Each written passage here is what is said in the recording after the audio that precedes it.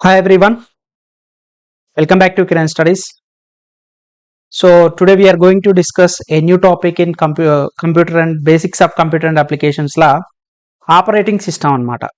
So మనం జనరల్గా short కట్లో దీన్ని ఓఎస్ అంటాం. ఏమంటామండి? ఓఎస్ అంటే ఫుల్ ఫామ్ ఏంది? Operating system. So this is the most important for any computer system అన్నమాట. సో ప్రతి కంప్యూటర్ కూడా ఓఎస్ అనేది ఒక హార్ట్ లాగా పనిచేస్తుంది. ఎందుకంటే this is a user friendly, అంటే ఇంటర్ఫేస్ బిట్వీన్ యూజర్ కి కంప్యూటర్ హార్డ్వేర్ కి ఒక అనుసంధానకర్తగా యాక్ట్ చేస్తుంది అనమాట. సో ఫస్ట్ డెఫినేషన్ రాసుకోండి, దాని తర్వాత మనం డీటెయిల్ గా డిస్కస్ చేద్దాం. ఓకేనా? సో ఓఎస్ అంటే operating system short cut law. OS is an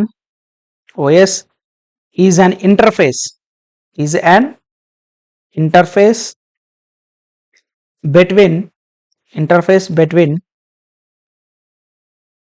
between computer user and computer hardware. అంటే ఎవరైతే కంప్యూటర్ యూజర్స్ ఉంటారో వాళ్ళకి హార్డ్వేర్ కి ఇంటర్ఫేస్ లాగా యాక్ట్ చేస్తుంది. Computer user and computer hardware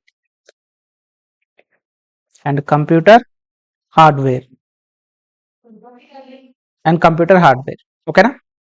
మరి ఓన్లీ కంప్యూటర్ హార్డ్వేర్ అంటే లేదమ్మా, సాఫ్ట్వేర్ అప్లికేషన్స్ మీద కూడా. And operating system is a software which performs all the basic task like file management కానీ, మెమరీ మేనేజ్మెంట్ కానీ, ప్రాసెస్ మేనేజ్మెంట్ కానీ, హ్యాండ్లింగ్ ఇన్పుట్ అవుట్పుట్ కానీ, so peripheral devices ని కంట్రోల్ చేయడం కానీ, ఇవన్నీ కూడా ఇది చేస్తుంది. సో ఈ ఆపరేటింగ్ సిస్టమ్ అనేది వన్ టైప్ ఆఫ్ సాఫ్ట్వేర్ అనమాట. సో మనం టైప్స్ ఆఫ్ సాఫ్ట్వేర్ల గురించి మాట్లాడుకున్నప్పుడు, ఆల్రెడీ చెప్పుకున్నాం సాఫ్ట్వేర్ అంటే ఏందనేది. సో టైప్స్ ఆఫ్ సాఫ్ట్వేర్ల గురించి మనం మాట్లాడుకుంటే, సాఫ్ట్వేర్ల సిస్టమ్ సాఫ్ట్వేర్ అనమాట. ఓఎస్ అనేది దేని కిందకి వస్తుంది అని చెప్పి మీకు ఎగ్జామ్ అడిగిననుకో, for example operating system is belongs to which of the following software అని అనుకో, సో సిస్టమ్ సాఫ్ట్వేర్ కి సంబంధించిన దాన్ని మనం ఆపరేటింగ్ సాఫ్ట్వేర్ అంటాం. ఓకేనా? సో సిస్టమ్ సాఫ్ట్వేర్ అనమాట, దీన్నే మనం ఓఎస్ అంటాం అనమాట. నెక్స్ట్ అప్లికేషన్ సాఫ్ట్వేర్ కూడా ఉంటుంది. సిస్టమ్ సాఫ్ట్వేర్ ఉంటుంది, అప్లికేషన్ సాఫ్ట్వేర్ ఉంటుంది, యూటిలిటీ సాఫ్ట్వేర్ కూడా ఉంటుంది. అప్లికేషన్ సాఫ్ట్వేర్ అంటాం. నెక్స్ట్ యూటిలిటీ సాఫ్ట్వేర్స్ అని కూడా ఉంటాయి. అంటే ఏంది? డిస్క్ బ్యాకప్ కానీ, డిస్క్ రీస్టోర్ కానీ, డిస్క్ చెకప్ కానీ, డిస్క్ ఫార్మెట్ కానీ, డిస్క్ యాంటీవైరస్ సాఫ్ట్వేర్ కానీ, ఇవన్నీ కూడా యూటిలిటీ సాఫ్ట్వేర్ కిందకి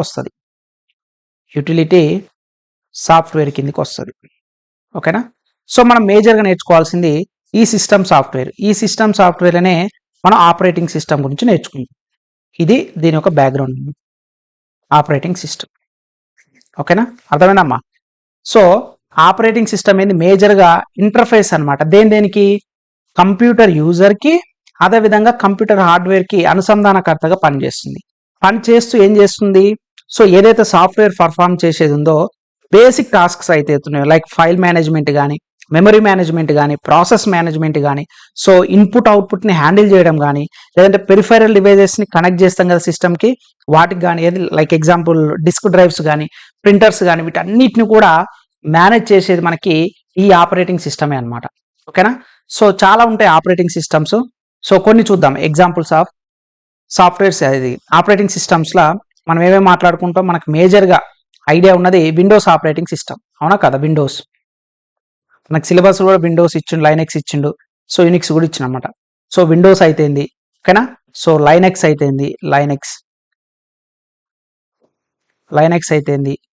నెక్స్ట్ ఇంకేమున్నాయి మనకి? సో లైనెక్స్, యూనిక్స్ కూడా అనమాట. సో యూనిక్స్ అయితేంది, నెక్స్ట్ ఇంకా ఎంఎస్ దాస్ అయితేంది, చెప్తాను. వీటన్నిటి గురించి కూడా డీటెయిల్గా డిస్కస్ చేద్దాం. నెక్స్ట్ సోలరీస్ అయితేంది, నెక్స్ట్ యాపిల్కి సంబంధించింది అయితేంది, యాపిల్ ఓఎస్ ఉంటుంది కదా, సో మెషింటోష్ అంటాం. అయితేంది, యాపిల్ అయితేంది. నెక్స్ట్ ఆండ్రాయిడ్ ఉంది కదా గూగుల్ వాళ్ళది, సో ఆండ్రాయిడ్ అయితేంది. సో ఇంకా చాలా ఉంటాయండి. విఎంఎస్ అయితేంది, సో విఎంఎస్ అయితేంది. నెక్స్ట్ ఇంకేముంది? ఓఎస్ 400 కానీ, లేదా ఏఐఎక్స్ కానీ, ఇవన్నీ కూడా ఆపరేటింగ్ సిస్టమ్స్ ఏనండి. నెక్స్ట్ జెడ్ ఓఎస్ కానీ, సో ఇలా ఎక్సెట్రా చాలా ఉంటాయి.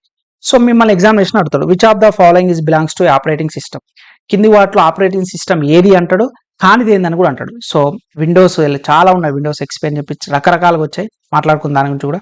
సో విండోస్ 10, 11 చాలా వస్తున్నాయి. ఇది మైక్రోసాఫ్ట్ వాళ్ళు అనమాట. విండోస్ అనేది మైక్రోసాఫ్ట్ కార్పొరేషన్ 1985 ఇంట్రడ్యూస్ చేసింది. సో చెప్పుకుందాం దాని గురించి కూడా. విండోస్ అయితేంది, లైనక్స్ అయితేంది, యూనిక్స్ అయితేంది, ఎంఎస్ దాస్ అయితేంది, సో సోలరిస్ అయితేంది, యాపిల్ మెన్సెట్ అయితేంది, ఆండ్రాయిడ్ అయితేంది, విఎంఎక్స్ అయితేంది, సో ఓఎస్ 400 అయితేంది, నెక్స్ట్ ఏఐఎక్స్ అయితేంది, ZBoS అయితేంది. ఇవన్నీ కూడా మనకి ఎగ్జాంపుల్స్ ఆఫ్ ఆపరేటింగ్ సిస్టమ్. ఓకేనా, ఫస్ట్ మనం ఏం నేర్చుకున్నాం, ఆపరేటింగ్ సిస్టమ్ అంటే ఏందో నేర్చుకున్నాం. ఓకేనా, సో మరి ఒక కంప్యూటర్లా ఏం చేస్తుంది సార్ ఈ ఆపరేటింగ్ అనేది చూద్దాం, అవునా కదా. So structure of A computer system గురించి మాట్లాడుకుంటే మనం ఇలా ఉంటుంది కదా ఈ స్ట్రక్చర్కి. సో మనకి ఒక సాఫ్ట్వేర్, ఇవన్నీ operating system is one of the type of software అనమాట. సో సాఫ్ట్వేర్ ఏమంటే ఏమని చెప్పుకున్నాం, సెట్ ఆఫ్ ప్రోగ్రామ్స్ ఏం చేస్తే స్పెసిఫిక్ టాస్క్ ని మనకి సాల్వ్ చేసేదాన్ని సాఫ్ట్వేర్ అంటాం అనమాట. అయితే ఇప్పుడు ఒక డయాగ్రామ్ వేసి మీకు అర్థమయ్యే విధంగా చెప్తాను. సో ఇది మొత్తం ఒక సాఫ్ట్వేర్ అనుకోండి. సాఫ్ట్వేర్లో చెప్పాను కదా, సిస్టమ్ సాఫ్ట్వేర్ ఉంటుంది, అప్లికేషన్ సాఫ్ట్వేర్ ఉంటుంది, యూటిలిటీ సాఫ్ట్వేర్ ఉంటుంది. ఫర్ ఎగ్జాంపుల్ ఇది మొత్తాన్ని కూడా నేను సాఫ్ట్వేర్ అనుకుంటున్నాను. మీకు ఇది అర్థం కాదు, ఇది అర్థమైతేనే ఆపరేటింగ్ సిస్టమ్ యొక్క ఫంక్షన్ తెలుస్తుంది. సో నేనేమని చెప్పాను, సిస్టమ్ సాఫ్ట్వేర్ అని చెప్పాను, అప్లికేషన్ సాఫ్ట్వేర్స్ అని చెప్పాను, ఇవన్నీ కూడా చెప్పాను కదా, రైట్. సో మనకి హార్డ్వేర్ అని చెప్పాను కదా, నథింగ్ బట్ సిపియూ అయితేంది, ర్యామ్ అయితేంది, ఇన్పుట్ అవుట్పుట్ అయితేంది, ఇవన్నీ కూడా హార్డ్వేర్కి సంబంధించింది కదా. సో ఇది మొత్తం హార్డ్వేర్ అనుకున్నాం. సో ఈ రెండింటికి మధ్య ఇంటర్ఫేస్కి యాక్ట్ చేసేదే మనకి ఆపరేటింగ్ సిస్టమ్ అనమాట. సో కలర్ వేరేది యూజ్ చేస్తాను, రైట్. చూడండి, సో ఇది ఓఎస్ అనమాట, ఆపరేటింగ్ సిస్టమ్ అనుకోండి, ఆపరేటింగ్ సిస్టమ్ మొత్తం సాఫ్ట్వేర్ అయితే ఈ పార్ట్ ఆపరేటింగ్ సిస్టమ్ అనుకోండి. ఓకేనా, సాఫ్ట్వేర్లో వన్ ఆఫ్ ద పార్టే కదా, వన్ ఆఫ్ ద టైపే కదా ఆపరేటింగ్ సిస్టమ్. సో ఇది ఏంటిది, మనం సిస్టమ్ సాఫ్ట్వేర్ అంటాం, అవునా కదా. సిస్టమ్ సాఫ్ట్వేర్ మళ్ళీ అప్లికేషన్ సాఫ్ట్వేర్ కూడా ఉంటుంది. అప్లికేషన్ సాఫ్ట్వేర్ చెప్పాం కదా, అప్లికేషన్ సాఫ్ట్వేర్ అంటే ఏంటంటే స్ప్రెడ్షీట్ సాఫ్ట్వేర్ కానీ, వర్డ్ ప్రాసెసింగ్ కానీ, గ్రాఫిక్స్ ప్రెజెంటేషన్ కానీ, డేటాబేస్ డిబిఎంఎస్ కానీ, సో మీడియా ప్లేయర్ అయితే ఇవన్నీ కూడా మన అప్లికేషన్ ఆ పేరులోనే ఉంది, యాప్ అంటాం కదా, అప్లికేషన్ సాఫ్ట్వేర్ అనమాట. సో వీటి మధ్య ఇంటర్ఫేస్గా ఈ ఆపరేటింగ్ సిస్టమ్ అయితే ఉంటుంది. మరి ఎవరికి ఉంటుంది, సో ఇక్కడ హార్డ్వేర్ అంటే ఏమేమి వస్తాయి, మనకి సిపియూ వస్తుంది, ఇంకేమేమి వస్తాయి నాన్న, ర్యామ్ కానీ. సో మనకి మేజర్గా ర్యామే కదా, రోమ్ అనేది ఏంటిది, నాన్ వోలటైల్ అది. సో నెక్స్ట్ ఇన్పుట్ అవుట్పుట్ అనమాట, సో ఇన్పుట్ అవుట్పుట్. సో వీటికి ఇంటర్ఫేస్ ఎవరెవరు ఉండాలి మనకి, నేనేమని చెప్పాను, operating system is the interface between computer user and hardware. Okay, hardware ఉంది, మరి యూజర్స్ ఉండాలి కదా, వీళ్ళందరూ యూజర్స్ అనమాట. సో యూజర్స్ వీళ్ళందరూ, యూజర్ 1 కానీ, ఓకేనా, సో యూజర్ 2 కానీ, సో యూజర్ 2 కానీ, యూజర్ 3 కానీ, అండ్ సో ఆన్. మీకు ఎగ్జాంపుల్ అర్థం కావడానికి చెప్తున్నాను. అంటే ఇప్పుడు నువ్వు ఏదైతే యూజర్ ఉందో, సో యూజర్ ఏదైతే యారో మార్క్ ఇట్ సైడ్ పెట్టుకోవాలండి. Okay, so what ever it is, ఎలా పెట్టినా నో ప్రాబ్లం.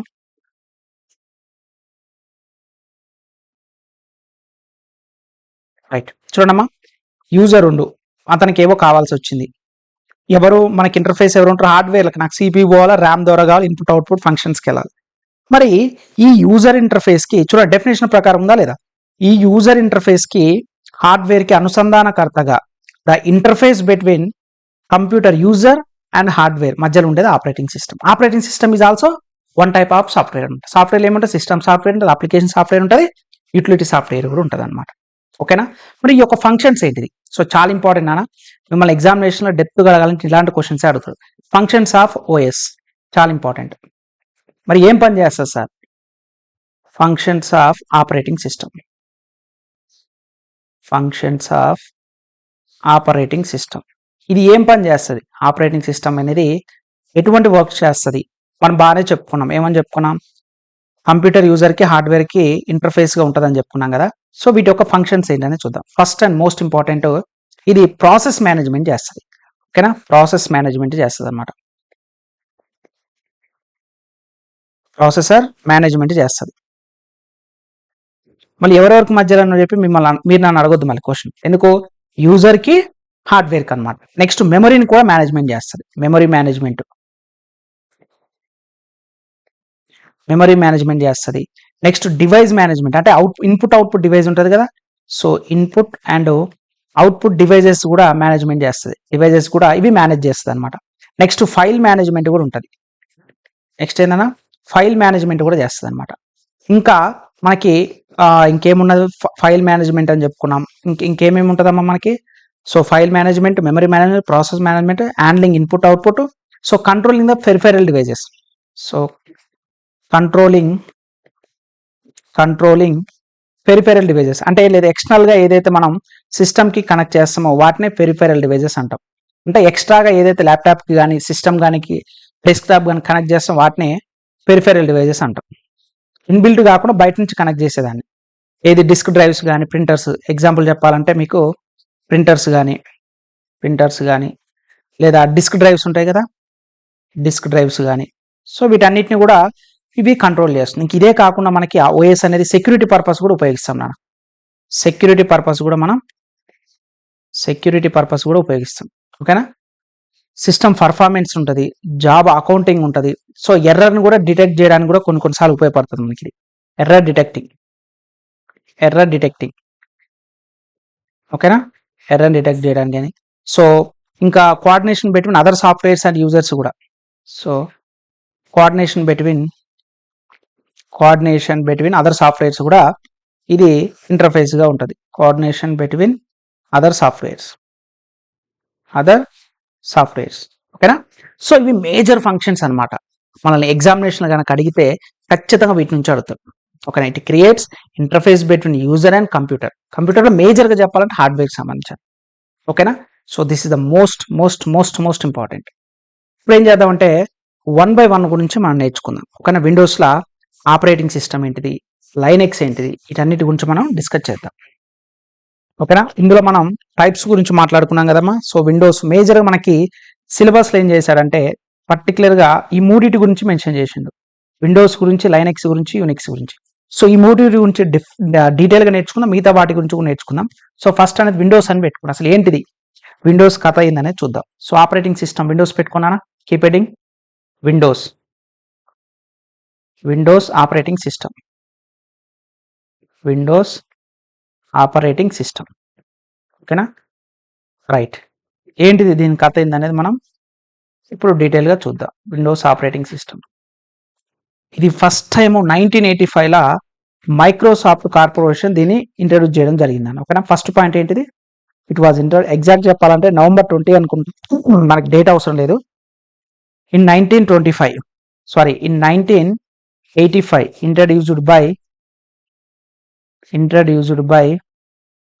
introduced by ఎవరమ్మా, మైక్రోసాఫ్ట్ కార్పొరేషన్ అన్నమాట.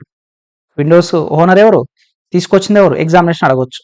ఓకేనా, so Microsoft corporation. Okay, so ఇది ఫస్ట్ పాయింట్ అన్నమాట. సో ఈ విండోస్ అనేది కమర్షియల్ పర్పస్ అనమాట, అంటే మనం మనీ ఇచ్చే తీసుకోవాలి, ఫ్రీగా మనకి దొరికేది కాదు. ఓకేనా, సో ఫస్ట్ విండోస్ 1.1 నుంచి మనకి ఇయర్ వైజ్గా నేను చెప్తాను, ఒకసారి గుర్తుపెట్టుకోవడానికి ట్రై చేయండి. ఓకేనా, సో 1985 నుంచి మనకి 1992 వరకు విండోస్ వర్షన్ వచ్చేసి విండోస్ 1.1 నుంచి 2.0 వరకు యూజ్ చేయడం జరిగింది. నెక్స్ట్ సెకండ్ వచ్చేసరికల్లా మనకి అదే 1992 నుంచి మళ్ళీ 1994 వచ్చేసరికల్లా మనకి 3.0 నుంచి 3.1 విండోస్ అయితే ఉపయోగించడం జరిగింది. విండోస్ ఎంత, సో 3.0, సో నుంచి 3.1. మళ్ళీ నెక్స్ట్ 1995 నుంచి, ఓకేనా, 1995 నుంచి విండోస్ 95 అయితే ఉపయోగించడం జరిగింది. So Windows 95. నెక్స్ట్ 1998 నుంచి విండోస్ 9Xను ఉపయోగించడం జరిగింది. విండోస్ 98 ను ఉపయోగించడం జరిగింది. నెక్స్ట్ 2000కి వచ్చేసరికల్లా మనకి 2000కి వచ్చేసరికల్లా విండోస్ 2000 ఉపయోగించడం జరిగింది. ఎగ్జామినేషన్ అడగవచ్చు, అందుకే నేను ఇక్కడ డీటెయిల్గా చెప్తున్నాను, ప్రతిదీ కూడా గుర్తుపెట్టుకోవాలి. ఇక 2001 వచ్చేసరికల్లా XP రావడం జరిగింది. ఓకేనా, 2001కి వచ్చేసరికల్లా మనం విండోస్ XPని ఉపయోగించడం జరుగుతుంది. విండోస్ XPని ఉపయోగించడం జరిగింది. నెక్స్ట్ 2006 వచ్చేసరికల్లా, ఓకేనా, 2000R నుంచి విండోస్ విస్టా అని ఎక్స్పీ అయిపోయింది కదా, ఎక్స్పీ అయిపోయి 2000 రైట్. 2006 వచ్చేసరికల్లా మనం విండోస్ విస్టాను ఉపయోగించడం జరిగింది. విండోస్ విస్తాను ఉపయోగించడం అంటే డే బై డే ఎవల్యూషన్ అనేది ఇలా జరుగుతుంది అనమాట. నెక్స్ట్ 2009 వచ్చేసరికల్లా మనం విండోస్ 7 ఉపయోగించాము. విండోస్ 7 ఉపయోగించాం. 2012 వచ్చేసరికల్లా మనం 2012 నుంచి విండోస్ 8ను ఉపయోగించినాం మనం. విండోస్ 8ని. ఇక 2015 వచ్చేసరికల్లా విండోస్ 10 ఉపయోగిస్తున్నాము. విండోస్ 10 ఉపయోగిస్తున్నాం. ఇప్పుడు ప్రజెంట్ విండోస్ 11 కూడా రావడం జరిగింది అనమాట మనకి 2021 నుంచి అనమాట. రైట్ నౌ అంటే మనకి 2021 జూన్లో మనకి జూన్ 24 2021 నుంచి మనం విండోస్ 11 అయితే ఉపయోగించడం జరుగుతుంది. విండోస్ 11 అయితే ఉపయోగించడం జరుగుతుంది. సో ఎందుకు నేను ఇక్కడ డేట్ కూడా మెన్షన్ చేశానంటే మేబీ మీకు ఫ్యూచర్లో క్వశ్చన్ కనుక అడిగితే మీకు గుర్తుండాలనే ఉద్దేశంతో జూన్ 24 2021 నాడు విండోస్ 11 అయితే రీసెంట్గా మిమ్మల్ని ఎగ్జామినేషన్ క్వశ్చన్ అడగవచ్చు. రీసెంట్గా విండోస్ నుంచి ఎటువంటి వర్షన్ రిలీజ్ చేసిండు, which of the following version has been released Windows in 2021 అంటే విండోస్ 11 అని చెప్పాలి. ఓకేనా. విండోస్ 10 అయిపోయిందండి 2021 నుంచి మనందరం కూడా. సో మనకి అయితే రీసెంట్గా అయితే యాడ్ చేయడం జరిగింది అనమాట. ఓకేనా. నెక్స్ట్ ఏం చేద్దాం అంటే ఫంక్షన్స్ నేర్చుకుందాం. మరి విండోస్ ఏం చేస్తుంది, అప్లికేషన్స్ ఆఫ్ విండోస్ అనమాట. నెక్స్ట్ హెడింగ్ పెట్టుకోండమ్మా, applications in Windows. Applications in Windows అనమాట. విండోస్. సో విండోసే మెజారిటీగా మనకి ఓఎస్ మ్యాక్సిమం 70 to 80% ఇదే యూజ్ చేస్తారు కాబట్టి దీని గురించి మనం డీటెయిల్గా నేర్చుకోవాలి. ఎటువంటి క్వశ్చన్ ఇచ్చినా సరే మనం ఆన్సర్ చేయాలి కాబట్టి దీని గురించి ఎక్కువ డిస్కస్ చేయాల్సి వస్తుంది అనమాట. ఓకేనా. రైట్. ఫస్ట్ మరి ఎందుకు ఈ విండోస్ ఏం చేస్తుందంటే మనకి వెబ్ బ్రౌజర్స్ కూడా ప్రొవైడ్ చేస్తారు అనమాట. సో ఇది అనేది కొన్ని అప్లికేషన్స్ మనకు ఉపయోగిస్తుంది. ఎగ్జాంపుల్ ఏంటి, వెబ్ బ్రౌజర్స్ కానీ ఉపయోగపడుతుంది. నెక్స్ట్ మనకేంటిది అడాబ్ ఫోటోషూట్ కానీ, సో అడాబ్ ఫోటోషాప్ కానీ, సో ఫోటోషాప్ అయితేంది. నెక్స్ట్ అడాబ్ రీడర్ కానీ ఎగ్జామినేషన్ అడుగుతారు. సో విండోస్లో అప్లికేషన్స్ ఏమేంటి, కింది వాటిలో కానిది ఏందని అది కూడా అడగవచ్చు. నెక్స్ట్ మెసెంజర్ కానీ మీడియా ప్లేయర్గా అయితేంది. సో ఇవన్నీ విండోస్లో మనకు అప్లికేషన్స్ ఉంటాయి. గేమ్స్ అయితేంది. Next audio video chatting apps అయితేంది. నెక్స్ట్ మ్యాప్స్ అయితేంది, క్యాలెండర్ అయితేంది, ఇలా సో చాలా ఉంటాయి అన్నమాట. సో మ్యాప్స్ అయితేంది. ఓకేనా. సో ఆడియో వీడియో గేమ్స్ అయితేంది, ఆడియో వీడియో చాటింగ్ యాప్స్ అయితేంది, వీడియోకి సంబంధించి యాప్స్ అయితేంది. ఇవన్నీ కూడా మనకి ఈ యొక్క విండోస్ నుంచి అయితే మనకి ప్రొవైడ్ చేయడం జరుగుతుంది అనమాట. ఓకేనా. రైట్. నెక్స్ట్ ఏం చేద్దామంటే మీకు కొన్ని ఇంపార్టెంట్ కమెంట్స్ అనమాట. సో ఇవి మిమ్మల్ని ఎగ్జామినేషన్ మ్యాక్సిమం ఒకవేళ టఫ్గా అడిగితే తప్పిస్తే అడగపోవచ్చు. బట్ ఏంటంటే మనం మిస్ చేయొద్దు కాబట్టి చెప్పడం జరుగుతుందమ్మా. ఇంపార్టెంట్ కమాండ్స్ ఫర్ విండోస్ అనమాట. Important commands for Windows. Okay. ఏమేంటి ఉంటాయి, కొన్ని మేజర్ ఇంపార్టెంట్ అనేది చూద్దాం. ఓకేనా. సో వాడు ఏమంటారు అంటే which of the following commands అంటాడు అనమాట. సో సిడి అంటారు. జస్ట్ సిడి అంటే చేంజ్ డైరెక్టరీ అనమాట. Change directory. నెక్స్ట్ సిఎల్ఎస్ అంటాం. సిఎల్ఎస్ అంటే క్లియర్ విండో అనమాట. Clear window.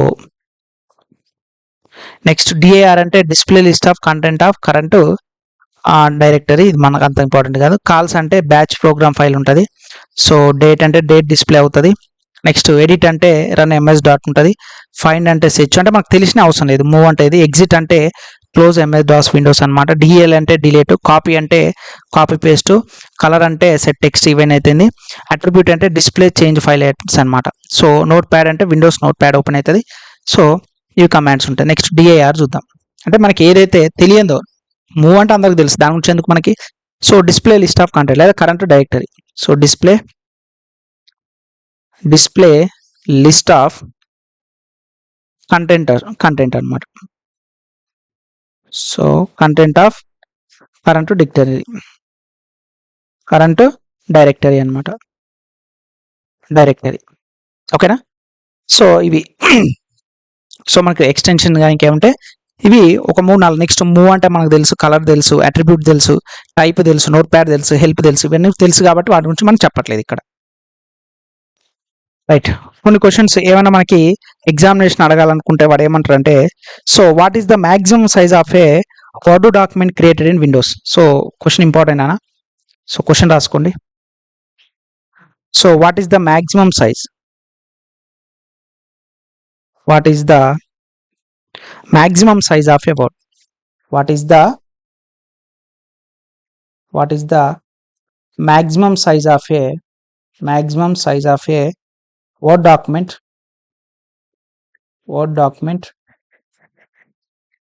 created in windows,